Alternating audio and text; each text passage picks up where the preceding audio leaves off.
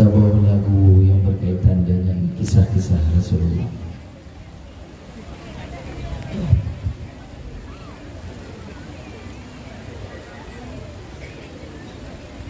Nabi getanyo nana Muhammad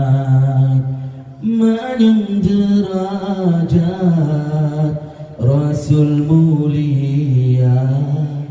ibunda Nabi nana Aminah ayah Abdullah Quraisy mulia Bunda Aminah binti Wahab bin Abdul Manaf bin Durrah bin Kilab Ayanda Abdullah bin Abdul Muttalib bin Hashim bin Abdul Manaf bin Qusay bin Kilab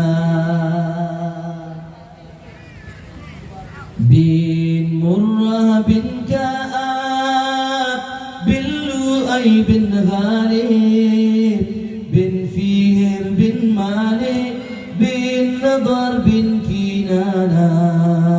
bin Khudaimah bin Mudrika bin Ilyas bin Mudar bin Nidar bin Ma'ad bin Adnan bin Ud bin Muqawwim bin Nahur bin Tayra bin Ya'rub bin Yasjud bin Nabid bin Ismail bin Ibrahim yang keturunan Nabi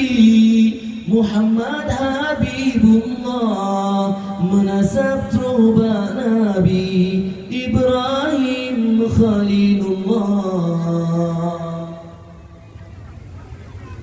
lahir di Nabi di Nanggro Makkah Nanggro Madinah kubu Maulana Uraslanyan tanggai dua dah ni batun gajah Rabiul Ula Uraslanyan tanggai dua dah ni batun gajah Rabiul Ula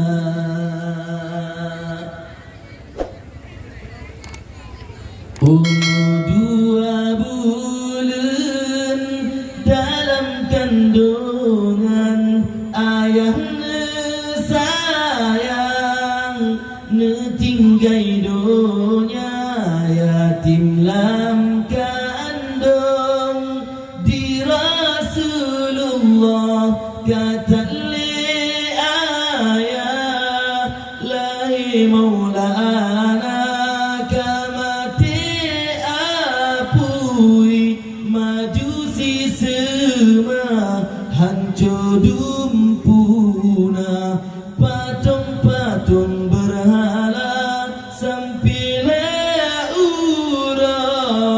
bergetar Ka'bah senang Baitullah dengan lahi maulana na putra bidan lahir Rasulullah Maryam Asia Sarah ngan Hawa ma'ridah Nabi nan Suwaibah Halimatus Sa'diyah ma'ridah kedua